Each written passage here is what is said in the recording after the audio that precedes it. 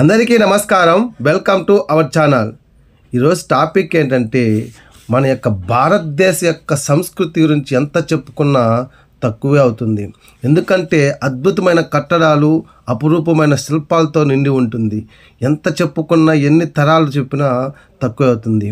ఇది వచ్చి మన యొక్క భారతదేశంలోని కర్ణాటక స్టేట్లో హంపి నగరంలో ఇది యొక్క ఉంది. ఈ యొక్క గోపురం చూడండి ఎంత అద్భుతంగా సృష్టించబడ్డారో. ఇది వచ్చి రాయల కాలంలో రాయలవారు శ్రీకృష్ణదేవరాయలు నిర్మించారు. ఇటువంటి అద్భుతమైన కట్టడాలు మన భారతదేశంలో ఎన్నెన్నో తవ్వే కొందికి వస్తూనే ఉంటుంది. అటువంటి భారతదేశంలో పుట్టిన భారతీయులందరూ జన్మధన్యము. నిజంగానే చెప్పాలంటే ఒక భారతీయుడిగా, ఒక సనాతన ధర్మ హిందూగా నేను చాలా గర్వపడుతున్నాను. అలాగే భారతదేశంలో పుట్టిన ప్రతి ఒక్కరు గర్వపడాలి. ఇటువంటి శిలాలు, ఇలాంటి శిల్పాలు, ఇలాంటి అద్భుతమైన కట్టడాలు ఎక్కడ మన కంటికి కనబడవు. ఇవి ఒక రోజుది కాదు, 2 రోజులది కాదు, ఎన్నో సంవత్సరాలు 500, 1000, 2000, 3000 సంవత్సరాల ముందు కట్టిన కట్టడాలు కూడా ఇంకా మన భారతదేశంలో కంటికి కనబడుతుంటాయి. అసలు చెప్పాలంటే ఇతర మతస్థులు అసలు షాక్ అవుతారు ఇటువంటి కట్టడాలు చూసి. ఫారినర్స్ ఎలా కట్టారనేసి. ఇదే కాకుండా ప్రతి ఒక్కటి ఏదైనా తీసుకోండి అద్భుతంగా చెక్కారు. అందులో హంపి కూడా ఒక అద్భుతమైన శిల్పకారం జరిగింది. ఇక్కడ వచ్చి శ్రీకృష్ణదేవరాయలు అద్భుతంగా గుడిని నిర్మించారు. ఇక్కడ ఒక ఇది ఉంది. ఇక్కడ వచ్చి మన యొక్క సృష్టికర్త అంటే పరమశివుడు ఉంటాడు ఇక్కడ. అంటే అతనికి ఇక్కడ వచ్చి పేరు విరూపాక్ష స్వామి అనేసి అంటారు. విరూపాక్ష స్వామి ఎన్ని పేర్లు ఉన్నాయో శివునికి మనము చెప్పలేము. ఎందుకంటే అతనికి సృష్టి మొత్తానికి అతనే కాబట్టి. పేర్లు వేరైనా సరే సృష్టికర్త ఆయన ఒక్కడే. అది ప్రతి ఒక్కరికి తెలుసు. కానీ దానిని ఒప్పుకోవడానికి మనసు ఒప్పుకోకుండా అంగీకరించడానికి తప్పవుతుంది. స్వామివారి దర్శనం చేసుకోండి. ఎన్నో జన్మల పుణ్యం పడుతుంది. స్వామి విరూపాక్ష స్వామి నిజంగానే మన యొక్క జన్మ ధన్యమవుతుంది. ఇక్కడ నుంచి ఆ అమ్మవారి లోపల చాలా అద్భుతమైన కట్టడాలతో ఉంది. ఎవరైనా వెళ్ళి చూడాలంటే వెళ్ళి చూడండి. ఎంతో చక్కగా నిర్మించారు. ఆంజనేయ స్వామి టెంపుల్, ఆంజనేయ స్వామి నిర్మించారు. అటు నుంచి పక్కనే మన యొక్క గుడి దర్శనం చేసుకున్న తర్వాతనే అమ్మవారు శ్రీ పంబాదేవి అంటే పార్వతీదేవిని దర్శనం చేసుకున్నాం. చూడండి ఎంత చక్కగా ఉన్నాయో, కన్నులు విందుగా చాలా చక్కగా నిర్మించారు. ఇది అద్భుతం. ఇదే అద్భుతమైనది. ఇదేమిటంటే మనం ఎంట్రన్స్లో చూసిన గోపురము ఇక్కడ ఆ సందులో నుంచి, అంటే ఆ యొక్క సూర్యకిరణాల ద్వారా ఆ యొక్క గోపురము రివర్స్లో కనబడుతుంది. ఆలోచన చేయండి. ఇటువంటి అద్భుత కట్టడాలు మన భారతదేశంలో తప్ప ఇంకెక్కడ చూడండి రివర్స్లో కనబడుతుంది. ఒకసారి మీరు వెళ్ళి చూసారంటే మీకే అనిపిస్తుంది. ఇది ఎటువంటి గ్రాఫిక్స్ కూడా కాదు. ఇలాంటివి మన భారతదేశంలో ఎన్నెన్నో అంత చిక్కనివి చాలా ఉన్నాయి. అక్కడ మొదట చూసిన గోపురమే ఇక్కడ రివర్స్లో ఇలా కనబడుతుంది. అటు నుంచి ఆ గుడి పక్కనే కోనేరు ఉంటుంది. ఇక్కడే స్వామివారికి ఉత్సవాలు చేసినప్పుడు ఇందులోనే నిమజ్జనం చేసేవాళ్ళు. అద్భుతమైన కోనేరు, చాలా పెద్దది, చాలా లోతు కూడా ఉంటుంది.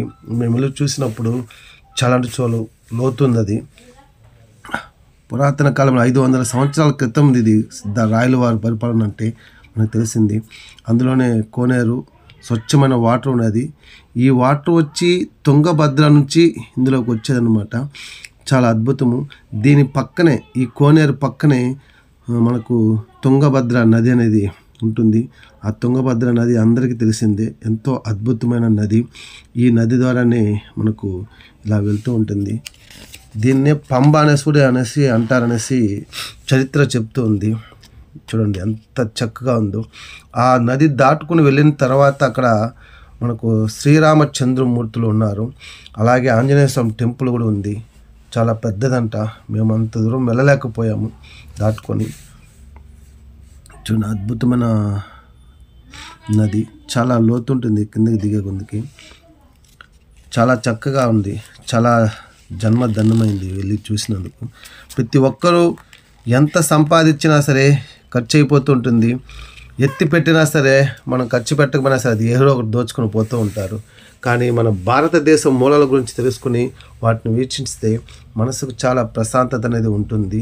సంపాదన ఎంతవరకు సంపాదించాలో అంతవరకు సంపాదించి మన యొక్క పురాతన గురించి, పురాణాల గురించి, చరిత్ర గురించి తెలుసుకుని స్వామి వాళ్ళని దర్శించుకోవాలి.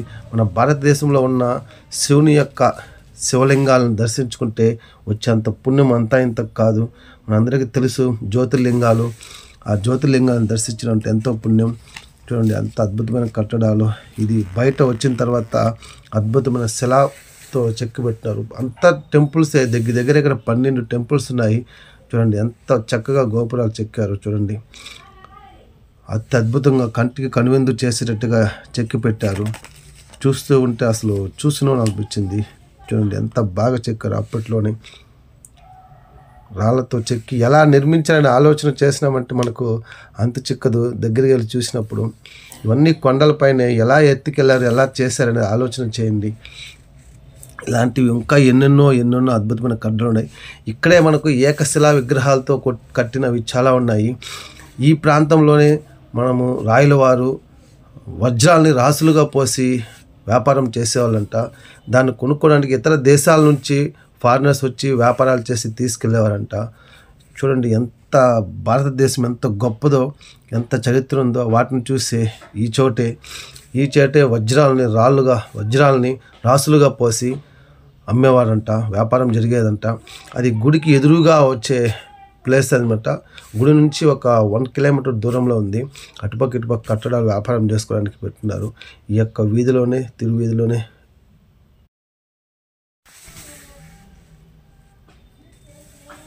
చాలా అద్భుతమైన కట్టడాలు ఉన్నాయి. మన కంటికి చూడడానికి కనువిందు కలిగించే కట్టడాలు ఉన్నాయి. ఆనందంతో ఉబ్బి తబ్బిబ్బైపోతాము. నిజంగా ఎన్ని కష్టాలు ఉన్నా సరే, ఎంత బాధనా సరే మనకు కంటికి కనబడుకుంటుంది. ఇది నందీశ్వరుడు చెప్పిన కదా, మన యొక్క గుడికి ఎదురుగా ఒక 1 కిలోమీటర్ దూరంలో ఉంటుంది. ఏకశిలా విగ్రహం. ఇది కూడా చాలా అద్భుతంగా ఉంటుంది. ఎంత అద్భుతంగా ఉంటుందంటే ఒకే ఒక ఏకశిలా విగ్రహం అంటారు దీన్ని. ఈ విగ్రహాన్ని ఎంత బాగా చెక్కారో చూడండి, ఎంత అద్భుతంగా చెక్కారు. ఒకే ఒక రాతితో ఉన్న దానిని ఒక నందీశ్వరుని చెక్కడం అనేది చిన్న విషయం కాదు. ఇప్పుడు కాదు, అందులోనూ 500 సంవత్సరాల కింద మనకు చెక్కి పెట్టారంటే మన యొక్క కళలు చూడండి. ఎటువంటి టెక్నాలజీ లేకుండా. ఇప్పుడున్న టెక్నాలజీ ఉన్నా సరే ఎన్ని కాలం అంటే ఒక 100 ఏళ్ళు 200 ఏళ్ళు ఉంటే ఎక్కువ అయినా సరే అవి కూలిపోతున్నాయి గాలికి, వానికి, భూకంపాలు వచ్చినప్పుడు. ఇప్పుడు ఈ 500 సంవత్సరాలు ఎన్ని భూకంపాలు ఎన్ని వచ్చినా సరే ఏమీ జరగడం లేదంటే చూడండి మన యొక్క శక్తి, భారతదేశం యొక్క శక్తి ఎంత ఉందో. అందుకే ఇతర దేశాల్లో వాళ్ళు వచ్చి మన యొక్క దేశాన్ని ఆక్రమించారు. ఇది ఇంకా అద్భుతమైనది. మన యొక్క గోపురం నుంచి ఒక 2-3 కిలోమీటర్స్ అంటే సరౌండింగ్ మొత్తం 12 కిలోమీటర్లు ఉంది. అటు నుంచి వచ్చినామంటే శివలింగం. ఇది కూడా ఏకశిలా విగ్రహమే. నియర్ బై దగ్గర ఒక 7 మీటర్లు ఉంటుంది. ఇది కింద నుంచి కింద ఎప్పుడు వాటర్ ఉంటుంది 24/7. ఇది వచ్చి తుంగభద్ర నది నుంచి వచ్చి ఇక్కడ కలుస్తూ ఉంటుంది. ఈ యొక్క విగ్రహాన్ని, శివలింగాన్ని పక్కనే మనకు నరసింహస్వామి ఉంటుంది. ఇది దగ్గర ఒక 13.5 మీటర్లు ఎత్తనేది కలిగి ఉంటుంది. ఇది శివుని గుడి పక్కనే ఉంటుంది. చాలా అద్భుతమైన కట్టం. ఇది కూడా ఏకశిలా విగ్రహమే. చూడండి ఎంత బాగా చెక్కున్నారో. ఇలాంటివన్నీ చూసినప్పుడు మనకు కొన్ని మతస్థులు ఏది పడితే అది మాట్లాడుతూ ఉంటారు. ఇలాంటివి అక్కడ దొరకవు, కానీ విమర్శన అనేది చేస్తూ ఉంటారు.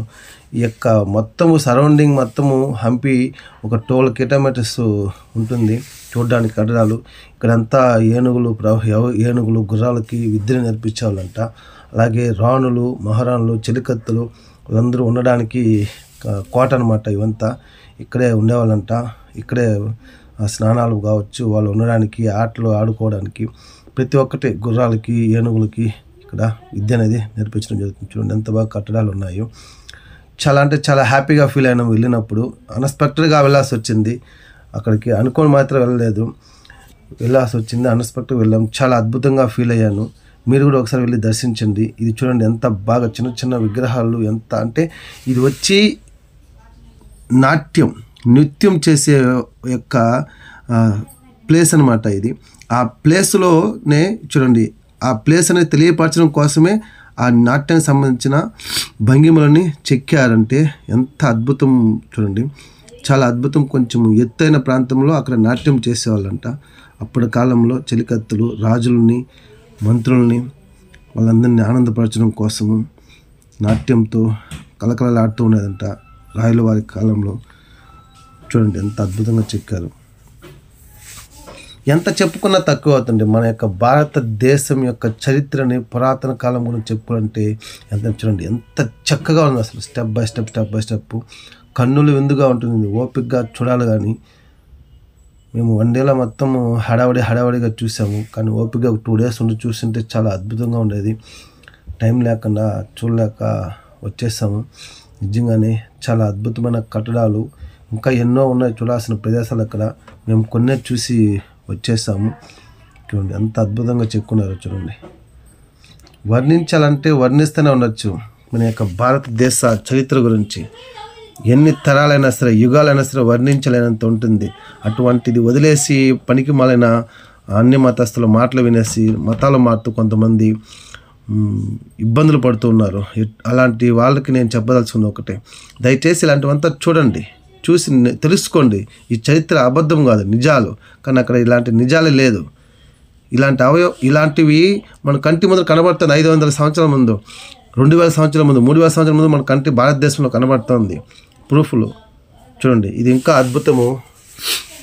ఇది ఎలా ఉందో చూడండి ఒకసారి. ఇది ఎట్లుంటుందంటే మన యొక్క కరెన్సీ అంటే డబ్బుల్లో 50 రూపాయల నోటు పైన ఈ యొక్క రథం అనేది ఉంటుంది. ఒకసారి మీ దగ్గర 50 రూపాయల నోటు ఉంటే ఒకసారి చూడండి, అచ్చు గుద్దినట్టుగా ఈ యొక్క రథం అనేది ఉంటుంది 50 రూపాయల నోట్లో. అది హంపీలో ఉండేది. అద్భుతం. మొత్తం ఇది కూడా ఏకశిలా విగ్రహమే. మొత్తం చెక్కిందంతా చాలా అద్భుతంగా చెక్కారు. ఇది వచ్చి 7 స్వరాలు, సంగీతం యొక్క 7 స్వరాలు ఉన్నాయి కదా, స రి గ మ ప ద. ఆ స్వరాలకు సంబంధించి మంటపాలు ఉంటాయి. అప్పటి కాలంలో ఒక్కొక్క దగ్గరికి వెళ్ళామంటే ఆ యొక్క స్వరం అనేది పలికేదంట.